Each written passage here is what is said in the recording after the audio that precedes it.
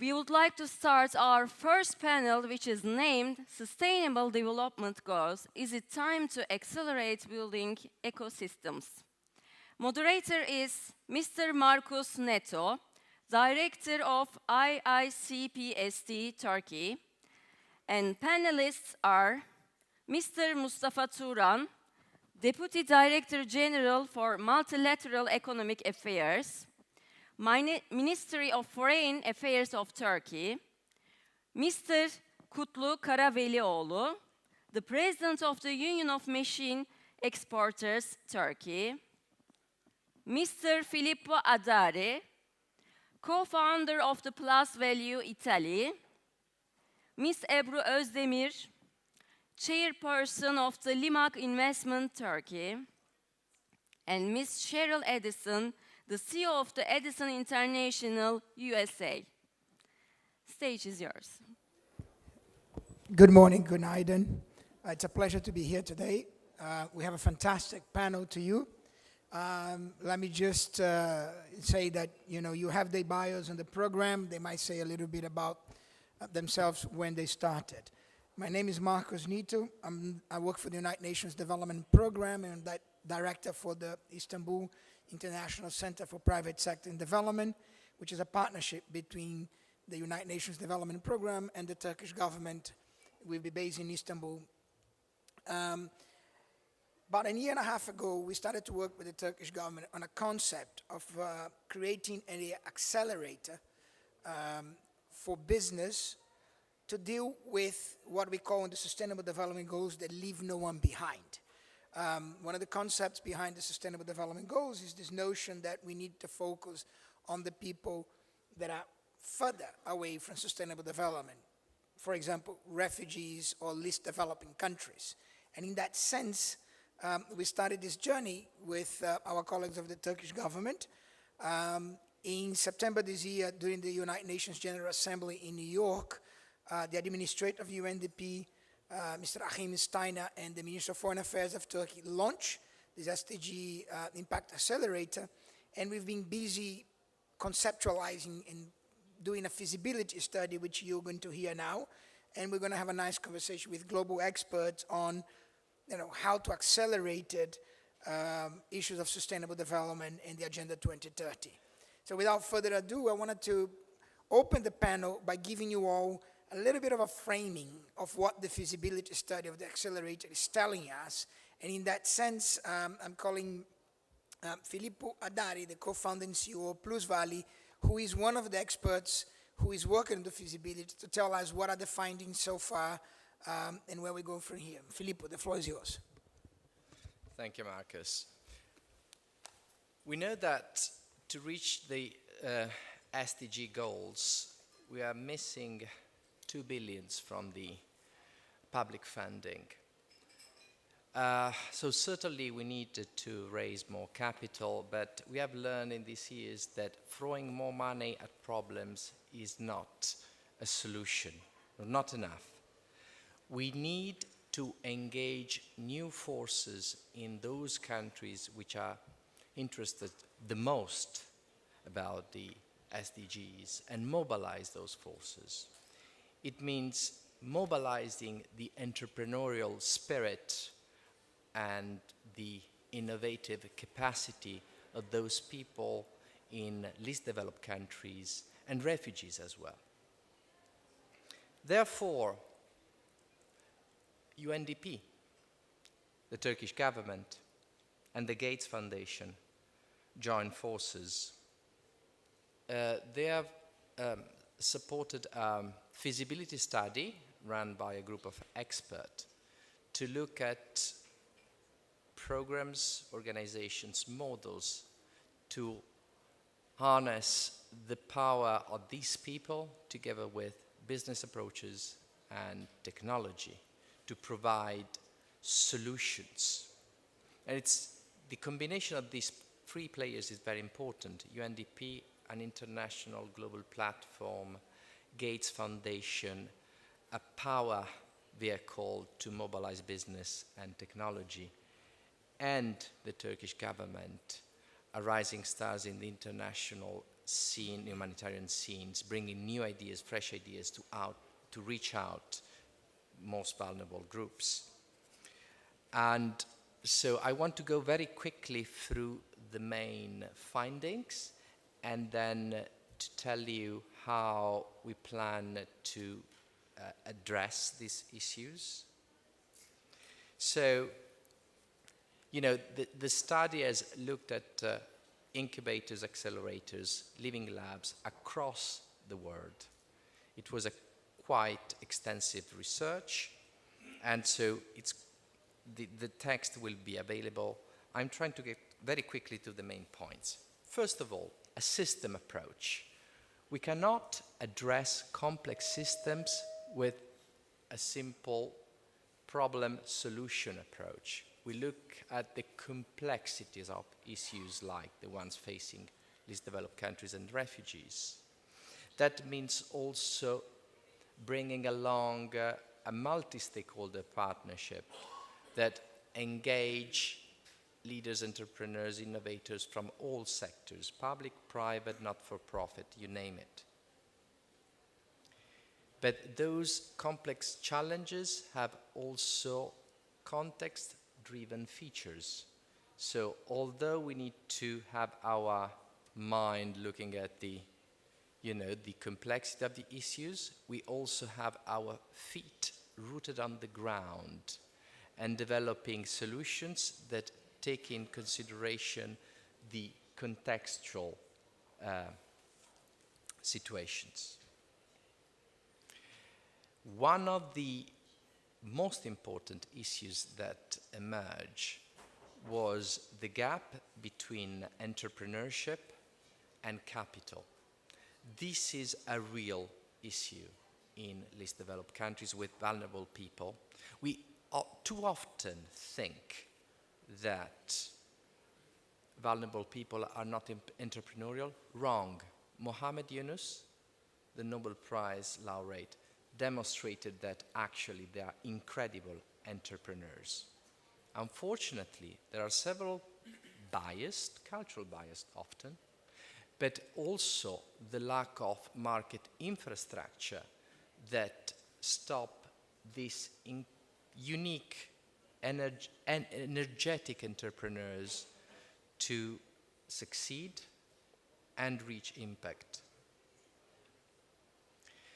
Then also there is a lack of scale, or what we could say, there are a plethora of initiatives, but very limited framework to bring them together. So too many, too small. And finally, lack of impact measurement. So there is a lot of goodwill, a lot of money, but we don't measure what we achieve, and especially we don't learn where we failed, why we failed, or where we succeed. So the 3 initiatives supported by the experts came up with the proposal for the establishment of an SDG impact accelerator. Accelerators are relatively new approach to support and scale startup solutions, but now are spreading everywhere. Some of them have been very successful, like Y Combinator from the Silicon Valley, and some other less. Certainly, there are issues in implementing accelerators in emerging economies and for refugees. So we have been designing an accelerator that will address those specific targets, trying really to broker this relationship between entrepreneurship and capital, shortening, the distance between the two, the scouting that capital has to do, the upskilling that is required by investors, and creating efficiency in the overall system to cut on costs. Now, giving you a few elements, distinguish element about this accelerator. Number one, a think tank-like approach to identify those great challenges that define the system approach, not to be carried out by the first problem that has popped up in the media, but to take a step back and think about the big picture and find the right issue as an acupuncture strategy. An hub and spoke structure, trying to bring together the intelligence of a center with the outreach of a network. That means that we are planning to establish the accelerator in Istanbul. However, Istanbul is just one place, although a great place in the world, and so that hub has to connect to all the other accelerators across the world or like-minded initiatives that already exist to increase the impact, but also as a learning system, a living learning system. Diversity will be a feature in the cohorts of entrepreneurs and innovators involved, as well as in the supportive team that will work with those cohorts in order to build their capacity.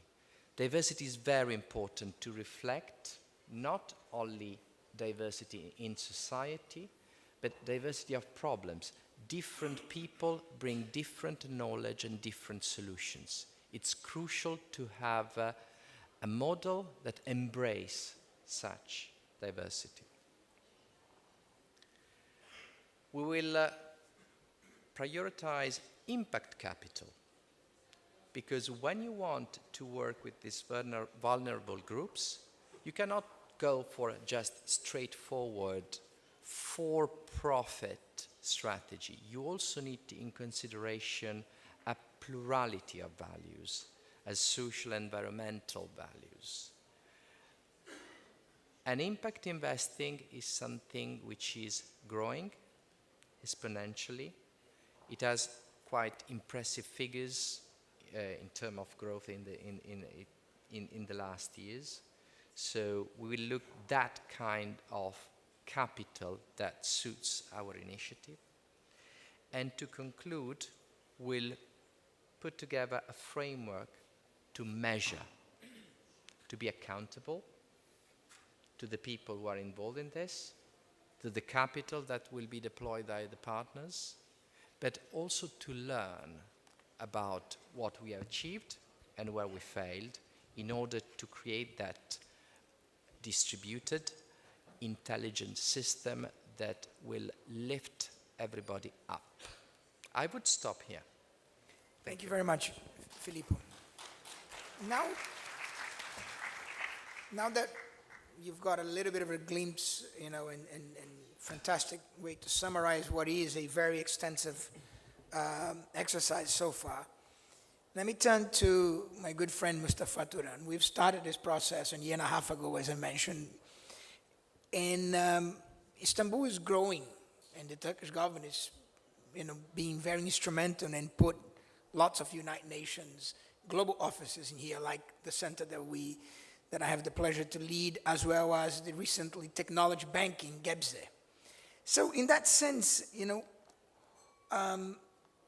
what does the government of Turkey aim with this accelerator in the combination with the Istanbul Center, the combination with the technology bank? So what is the strategy for the Turkish government in that sense?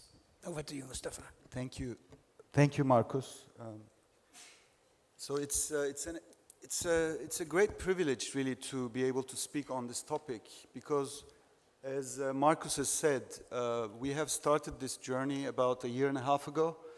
on the basis of our strategic partnership with UNDP. Turkey has been exploring possibilities of diversifying our international development cooperation schemes. Traditionally, Turkey has been supporting a lot of countries in the world through bilateral assistance programs, technical programs, various other programs. But more and more in recent years, as the volume of our assistance has expanded, right now, according to 2017 numbers, it's become Turkey's official development assistance has become $8.2 billion. We would like to really see how we can make the best use out of this great volume of assistance. And in that respect, I think our partnership with the UNDP has provided a platform where we can really explore different ideas. And one of them was this idea of tapping into the power of entrepreneurship around the world, really.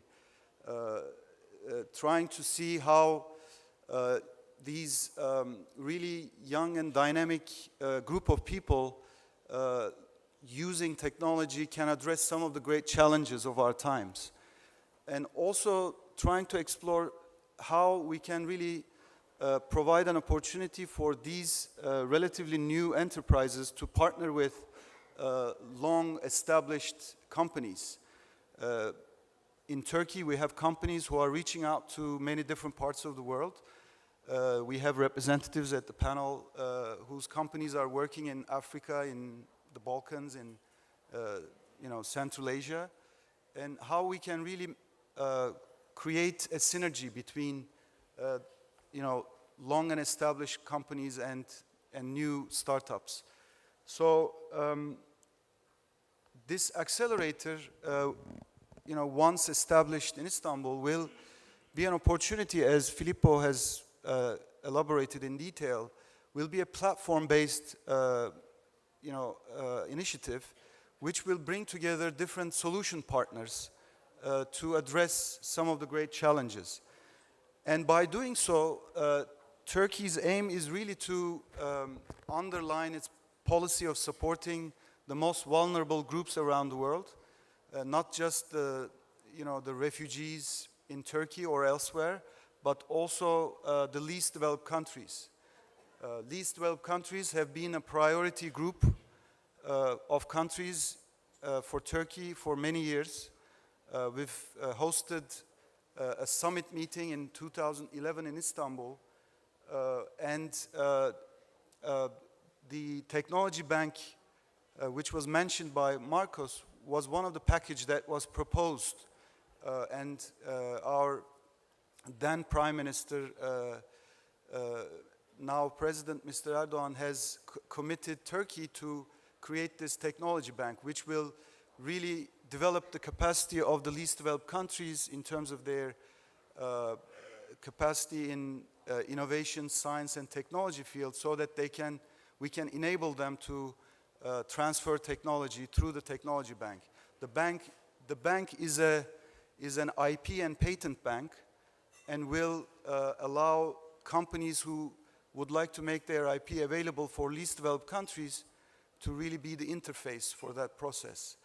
So the accelerator, we thought, could really be a good partner for the technology bank to really develop the capacity in the entrepreneurship world to make this technology transfer possible through the agency of the dynamic entrepreneurs. So we are hoping that once we finish the feasibility study of this accelerator, it will create a magnet for a lot of investors, like Filippo mentioned, to really find a way to invest in entrepreneurs who can provide bankable projects with social impact. That's what is needed most in the world of investors. They are looking for projects that can really create a big impact on the ground, not just investing in infrastructure projects, which are more, in a way, secure, but also invest in projects with social value and social impact. The side event that we organized in New York during the last General Assembly meeting, where our foreign minister presented the SDG Accelerator project together with the UNDP administrator, Mr. Achim Steiner, I think created a momentum that we can now build upon. And this panel today is another milestone that we are sharing with you because the feasibility group experts of the feasibility group have come up with some ideas which were summarized by Filippo before me, and we would love to listen to the representatives of the private sector now about how this ambitious global project of an SDG impact accelerator can be beneficial not just for Turkey, but also for all the vulnerable groups around the world who really need their needs and challenges to be addressed as soon as possible. So I will stop here and turn the word back to you, Marcus. Thank you very much, Mustafa Bey. The Turkish government is a visionary when it comes down to sustainable development. So if you don't know, the Sustainable Development Goals have 17 goals and 169 targets until 2030. The Technology Bank that we've mentioned, Mustafa and myself, is the creation of the Technology Bank means that the Turkish government is responsible for the first achievement of one of the 169 targets. There was a target to SDG 17 about the creation of Technology Bank. So we can kind of tick the list, 168 to go in that sense. Let's bring the private sector. Let's start with, Madame Ebru Ozdemir, the chairperson of Limak Investor. Now, Limak is one of the first companies that decided to support the SDG Accelerator. Why are you interested in this initiative, and how do you plan to support it? The floor is yours, Madam. Thank you. Thank you. First of all, I'd like to thank the organizers for inviting me to this panel, and it's a really pleasure to be invited to the summit again this year. And we have very interesting panelists, so I'd like to cut it very short, but I'd like to really tell you why we are a part of this project. And this year's main theme already actually answers a lot of our questions and our involvement to the SDG Accelerator, which the theme is sustaining peace and the development for all. As a company and as a representative of the private sector, I definitely believe that we have a huge responsibility to fulfill the sustainability of the peace and the development for all. And as Marcus said, I'm here as a businesswoman and I represent private sector. And to answer the first part of the question, why are we here? Why have we decided to support? There are basically three reasons. Number one, as everybody knows, the world needs more infrastructure and more construction, particularly in the developing countries. Because the infrastructure and construction are key to our world's increasingly complex humanitarian and development needs. And building of today and tomorrow, we need to be resilient to natural disasters, eco-friendly, and we have to definitely construct eco-friendly and peaceful surroundings and buildings. Like airports of today and tomorrow, they have to be sustainable, environmentally friendly, innovative, equipped with smart technologies, but at the same time, they have to be large enough to accommodate millions of passengers that would satisfy growing the needs and numbers of the air travelers. For example, the new airport that was just built by the consortium that we are in, or the airport that we are building in Senegal or in Kuwait. Roads, railroads, bridges should correspond to the needs of the urbanization, connectivity, and increased road transportation while, again, withstanding the natural disasters. Area planning, energy investments that need to be triggered development while being accessible and serving to reduce poverty. The way to do is to plan and implement investments through a holistic systems thinking, taking into account of economic, social, and environmental objectives and concerns. And right now, as the business world, we don't have the luxury to step aside and do only our own business. We need to listen to people, we need to satisfy the needs and their concerns. That's really very important. And every positive impact a business causes in its society and environment will ultimately benefit business interests and long-term sustainability and profitability as well. So this is number one.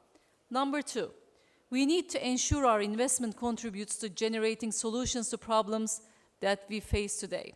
Unemployment, natural disasters, as I said, disorder, inequality, gender inequality, migration, and private sector has a lot to offer. We have to collaborate together. Because why? I mean, private sector is quick, private sector is innovative, private sector is very result-oriented, and private sector is entrepreneurial.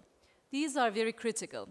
I mean, these are very common words that you would find everywhere, but these are really critical as private sector could find innovative and result-oriented solutions to these problems. And the third reason, refugees. Today's challenges, as everyone knows, and as everybody said, also the president of the Prime Minister of Cyprus, the challenges are really immense. There are 25.4 million refugees around the world, as 6.3 million Syrians account for the largest refugee population in the world. These are really staggering numbers. And of course, Turkey has become the largest refugee hosting nation in the world, with over 3.5 million refugees and a total spending of 30 billion US dollars. And Turkish President Recep Tayyip Erdogan, the Turkish government, is doing a lot of things here and great efforts here to overcome with the problems that the Syrians bring itself.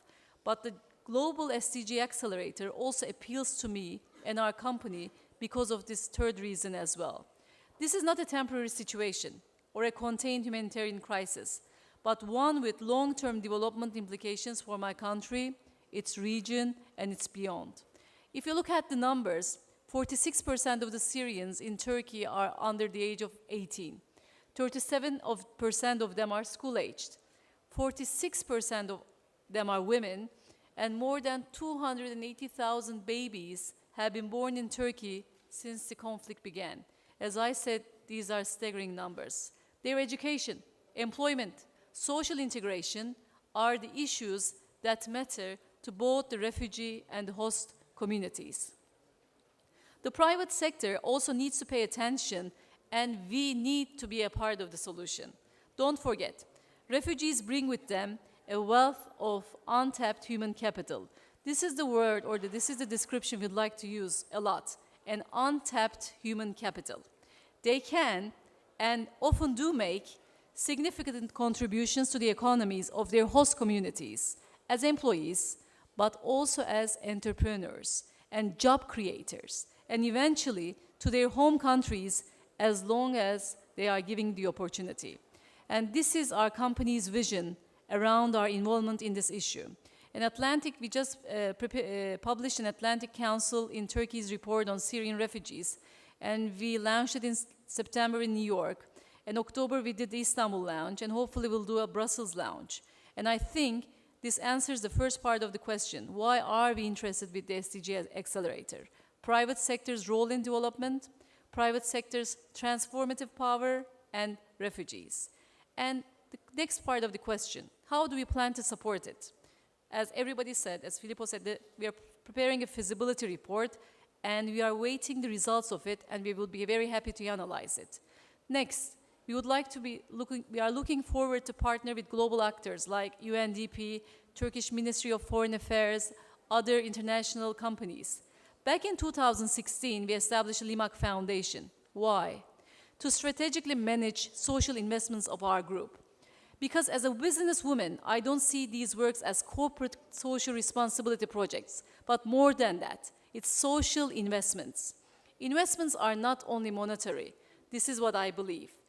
That was a total mind change for us, and I do spend a lot of time and effort for the business. At the foundation, we do a lot of projects for the empowerment and especially women empowerment, as these are the two main issues that we have focused.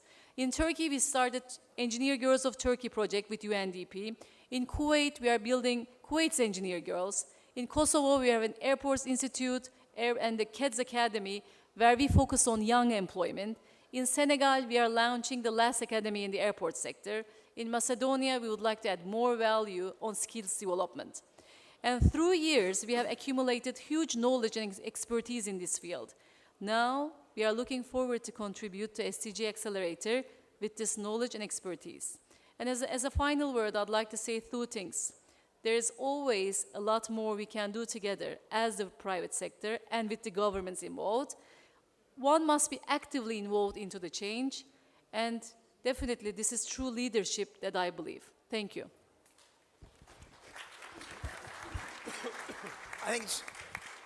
Thank you, Ebru. It's fantastic to hear a company of the size and global presence of LIMAC.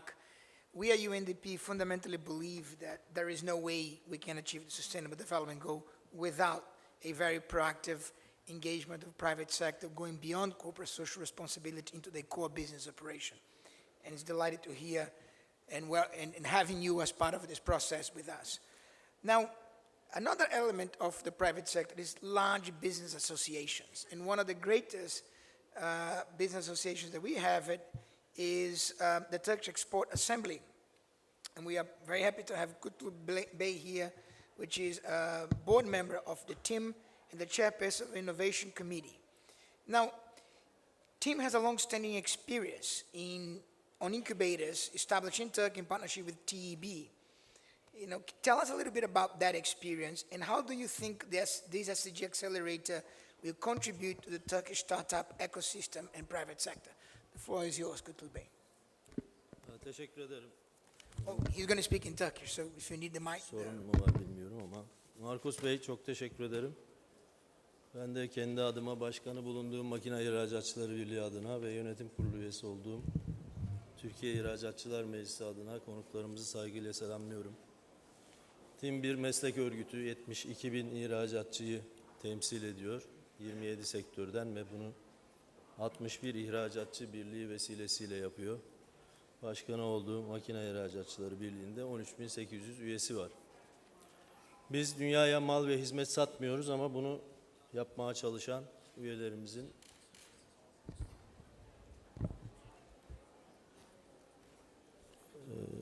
firmalarımızı temsil ediyoruz. Onların ve ülkenin gücünü anlatmaya çalışıyoruz.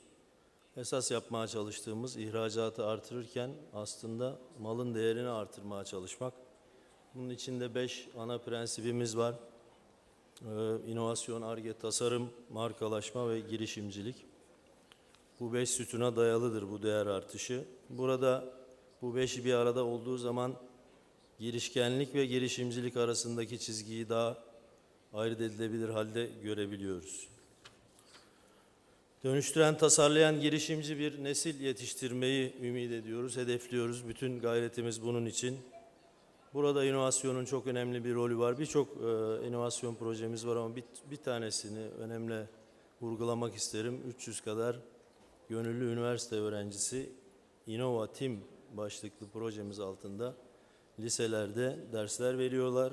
Robotik, yapay zeka, programlama, inovasyon ve özellikle de girişimcilik konusunda biz onlara ne öğretirsek onlar da liseli çocuklarımızı onları öğretmeye çalışıyorlar. Bu saydığım 5 alan bizim küresel markalar çıkartmak amacımıza yönelik hükmetmeye çalıştığımız, bilmeye, anlatmaya çalıştığımız 5 alandır. Ve küresel markaların çıkabileceği ekosistemi inşa etmek gayreti içindeyiz. Biz genç ve dinamik nüfusuyla, risk almaya hayli yatkın, alışkın insan tabiatıyla ülkemizi girişimciliğin küresel merkezlerin biri haline de getirmek azmindeyiz. İletişim, ulaşım ve üretim teknolojileri dünyayı ne kadar küçültürse küçültsün, nitelikli insan kaynağının tercih edeceği coğrafyalar dünyada sınırlı. Sosyal ve kültürel altyapımızla beraber lojistik imkanlarımız, enerji ve ticaret kavşaklarını binlerce yıl olduğu gibi bundan sonra da cazibe merkezleri halinde kılmaya devam edecekler. Türk sanayi çok büyük emek veriyor. Bana sorarsanız gereğinden fazla da emek veriyor. Bunu biz gayet iyi gözlemliyoruz dış ticaret rakamlarımızdan. Aynı eforla çok daha verimli, daha çok üretmek ve daha pahalı mal üretmek imkanlarına sahibiz. Yapmamız gereken şeyler bellidir ve bu yolda çalışmaya devam edeceğiz. Başlığımıza döneyim. Girişim evlerimiz bugünün konusu. Bu akseleratör projesinde nasıl bir altyapı size takdim edebiliriz? Nelerden yararlanabilirsiniz? Onu arz etmeye çalışayım. Bizim bu projemiz girişim evleri, TİMTEP girişim evleri 2015'te başlatıldı.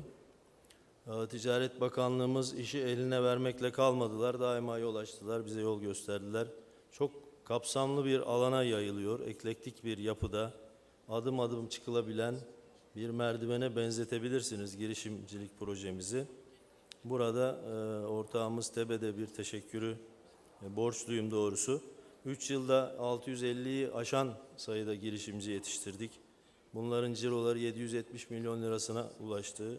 76 milyon lira devlet desteği aldılar. 64 milyon lira yatırım yaptılar ve 2500'e yakın kişiyi de istihdam ettiler. Biz meslek örgütü olarak Türkiye'nin ihracatından sorumluyuz. Ama sağlıklı büyümenin de üretimle olması gerektiğini biliyoruz. Üretimin dinamikleri, teknoekonomik kapasite, kalite katma değer ne derseniz deyin, rekabetçi olmayacak işletmeleri un ufak ediyor, ortadan kaldırıyor.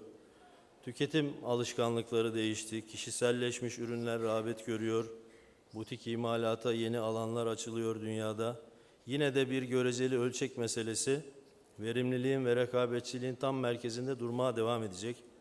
Esnek ve dinamik KOBİ'ler büyük işletmelere karşı daha sağlam bir zemine basmakla birlikte, buna kavuşacak olmakla birlikte bunun girişimci sayısını ve niteliğini artıracağını görüyoruz dünyada. Bizim yetiştirdiğimiz, bizim evlerimizden mezun olan girişimciler ihracatı hedeflemek durumunda olacaklardır. Destek aldığımız çok kuruluş var.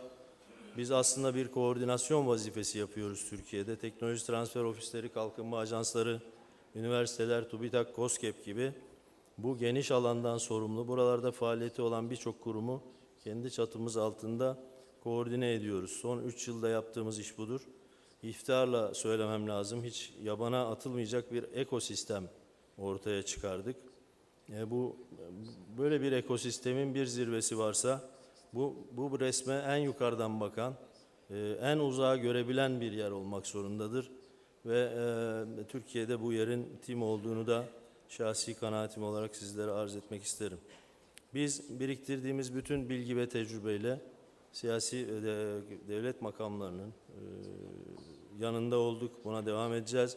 Bu akselerasyon projesi içinde de devletimizin desteklerini bu projenin içine ulaşabildiğimiz ölçüde aktarmaya diğer ortaklar gibi gayret edeceğiz. Altyapımız hakkında kısacık bilgi vereyim. 10 girişim evimiz var şu anda. 3 yenisi açılmak üzere. Harita arkadaşlarım koyacaklar, bilmiyorum, koymuşlar. Ben buralarda zaman kaybetmeyeyim. İstanbul ve İzmir hariç tamamen teknokentlerin içinde yerleşiyiz. Bu da ileri teknolojili ürün geliştiren insanların, girişimcilerin yanında olmak, onlara daha yakından hizmet vermek maksadıyladır. Bu illeri nasıl belirliyoruz? Bu tamamen bir know-how meselesidir. Tüm olağanüstü bir ticari veri tabanına sahip, kurumsal yapısı, üniversiteler ve devlet kurumlarıyla etkileşimi bu veri tabanını en doğru şekilde yorumlamamıza imkan veriyor. Şöyle söyleyeyim, bir nükte olsun. Bizim böyle bir nüktedan figürümüz var. Tarihi bir karakter diyebiliriz. 1200'lü yıllarda Akşehir'de yaşadığı rivayet olunan bilge bir kişi.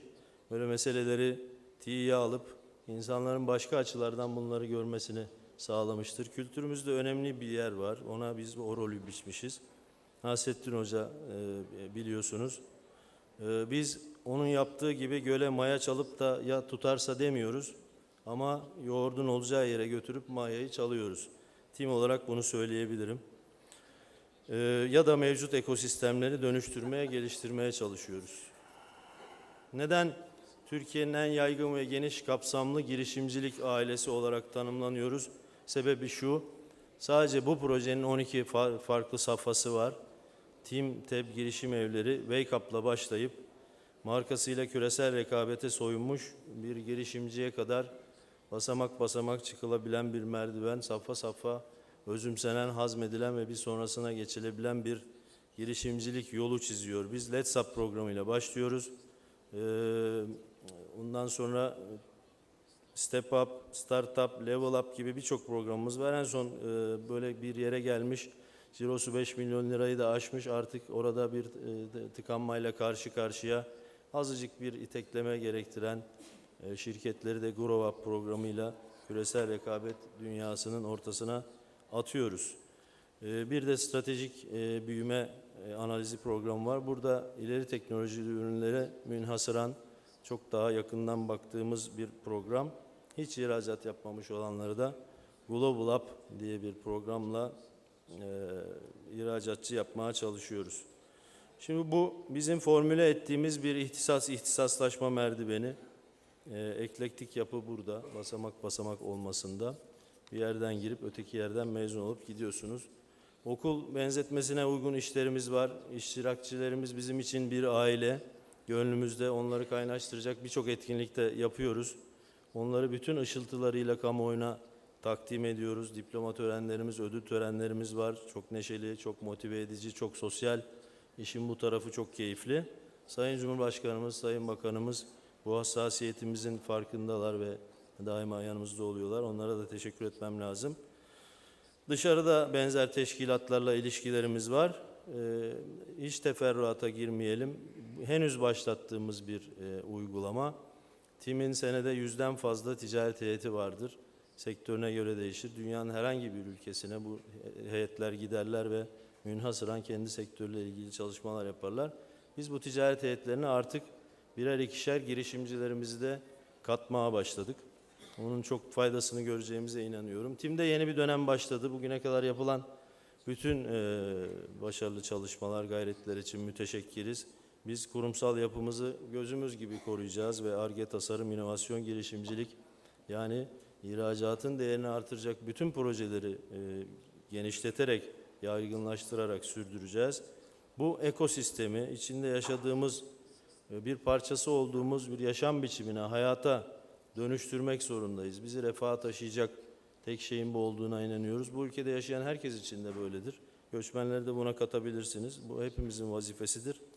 Arkadaşlarım notlarıma şöyle bir cümle koymuşlar. Çok sevdiğim için onu okuyayım.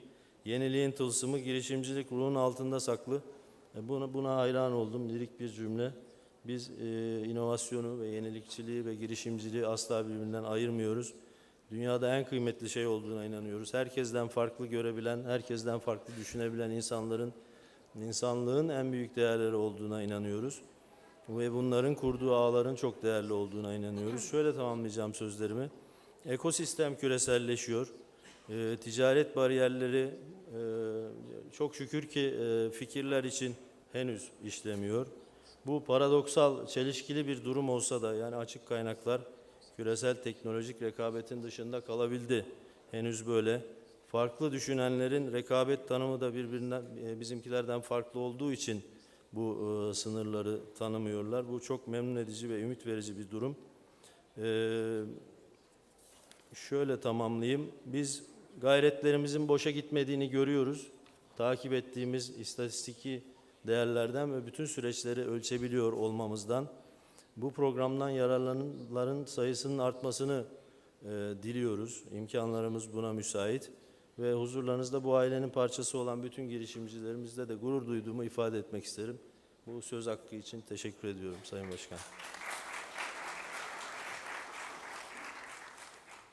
Guto Bey, thank you very much. I think it's fantastic that you demonstrated to all of us the richness already of the existing ecosystem in Turkey and in Istanbul, which further justify this accelerator being a global accelerator based in Istanbul.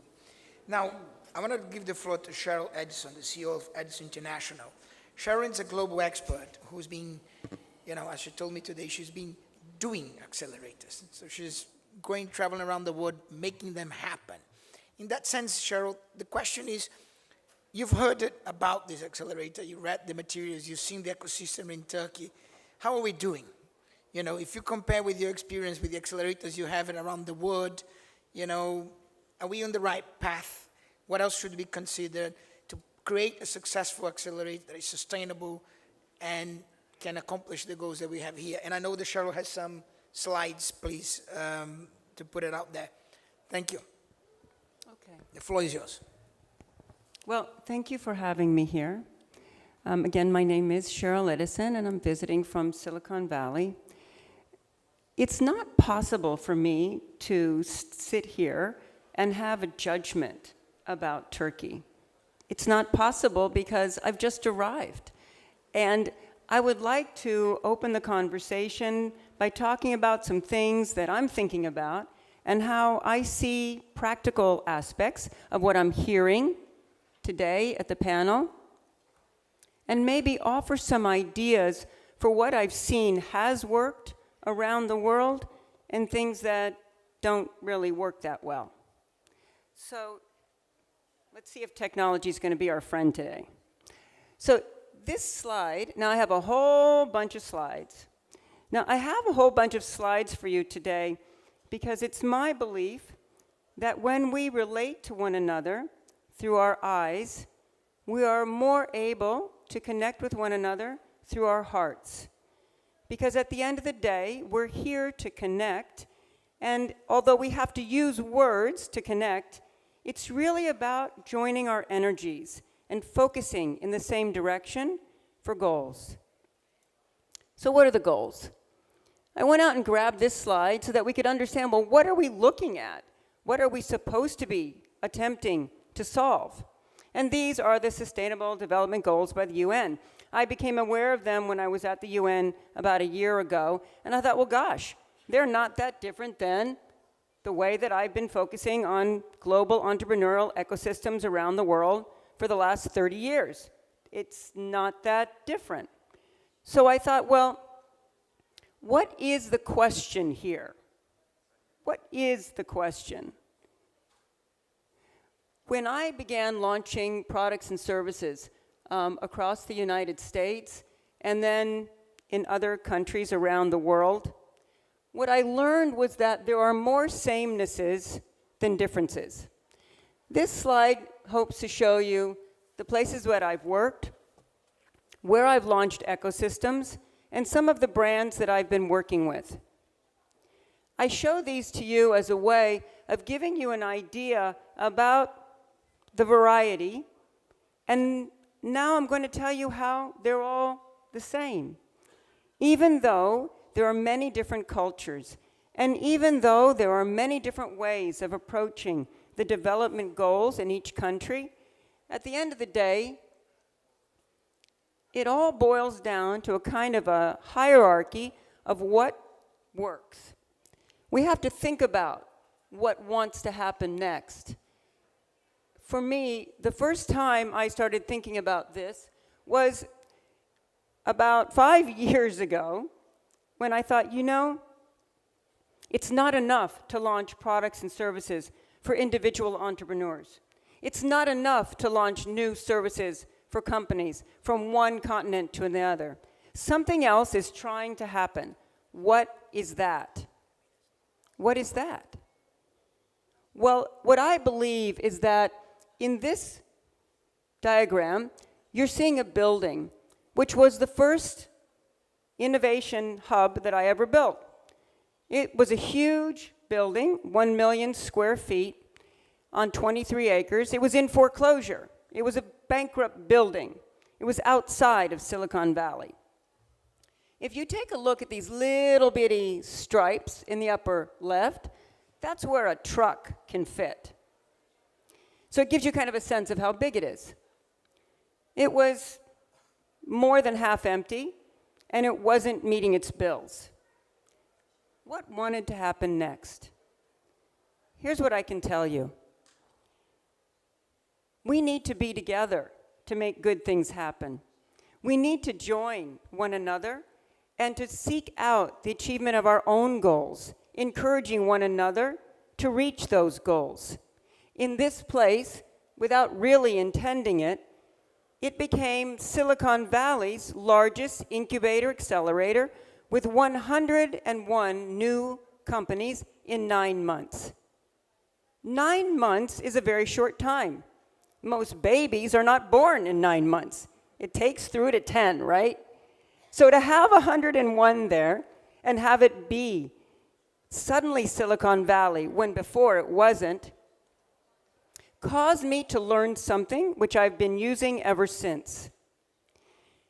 The truth of the matter is that if we create a dynamic ecosystem where we do not focus on money, where we do not focus on needing money, but we focus on coming together, beginning with diversity, and putting into the background inflexible hierarchy, putting into the background agencies that have no way to make anything happen, or that don't have enough money to make things happen.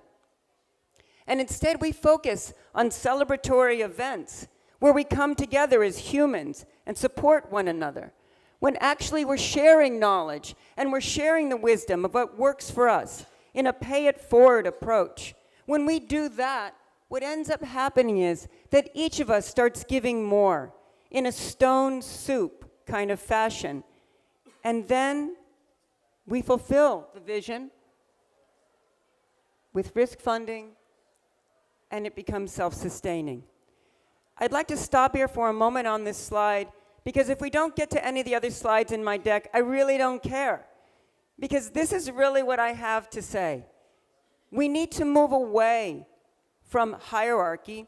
We need to move away from top-down direction and to allow individuals to become the leaders of their own destiny. At the point in which an individual refugee is able to find a way to make anything happen, anything, one thing, that's the moment in which they are an entrepreneur, in which they can make things happen for themselves. So it's not about giving from the top down. It's about allowing people the tools they need and the space they need to come together. One more moment, and then I'll go to the next. So look, I actually want to say one thing. I see people looking at this. Everybody's looking at this, right? So I'm going to say, humanly, I had a little accident with a Swiss knife yesterday. I'm working in Switzerland, and I got to experience the fabulous Swiss healthcare system yesterday. So I have stitches here. So that's what this is, okay? So now we can stop thinking about that. Okay, next slide. What is that? Well, it's a place where you can play the piano if you wish. We have to start turning things upside down and finding a way that we get away from yes, no, win, lose approaches and really begin to see things with fresh eyes so that we can test and notice what works instead of going from this approach of already knowing. As soon as I think that I already know, I'm wrong, because that's the point when I'm not actually in the moment. It's the question of why that links us all, and why is not based on language. So we need to get away from language as quickly as we can and move into action, move into experiences.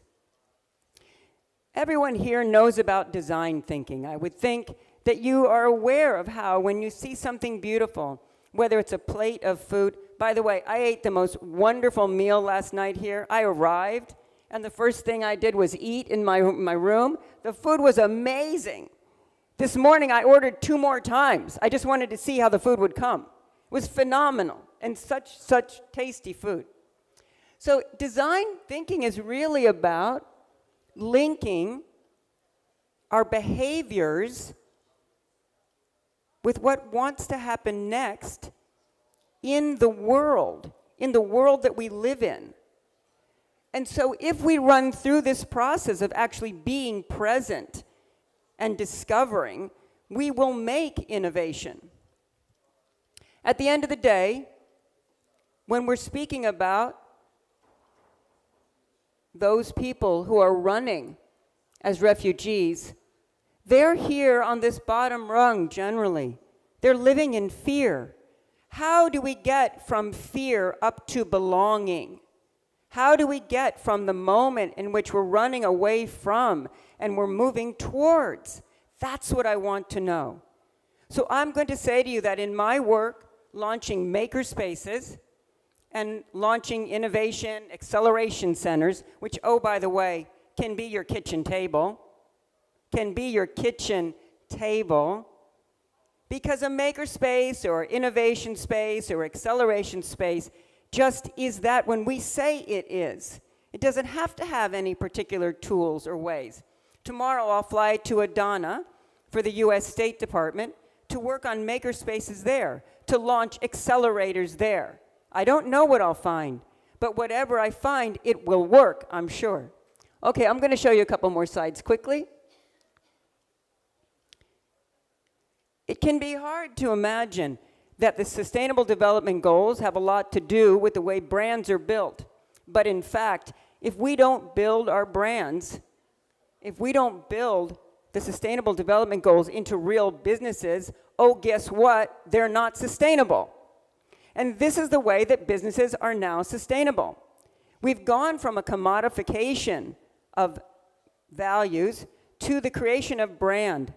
And so in order to make a value out of a business that is being built to create sustainable development goal fulfillment, we have to make a brand, and we have to use design that attracts people. In Uganda, I was working in Uganda a couple months ago, and we were looking at the 60% of the people in Uganda that don't have electricity, that have never had electricity, that are not refugees. And I was working with a company called Phoenix International that was making products. And you know what they discovered? Even though they have a pay-it-forward system in which you can receive this device to begin taking solar energy and turning it into minutes to have light in your house and power your phone, it wasn't really being accepted unless it was attractive to the local people. Because we say yes first through our eyes. Now, I know that I need to finish up real quick. I am watching the time. I'm just going as fast as I can. So innovation actually happens in one of three ways. You can either buy it, build it, or partner it. I'm going to tell you, all three are good. They all work. It's just a question of where you are in the moment.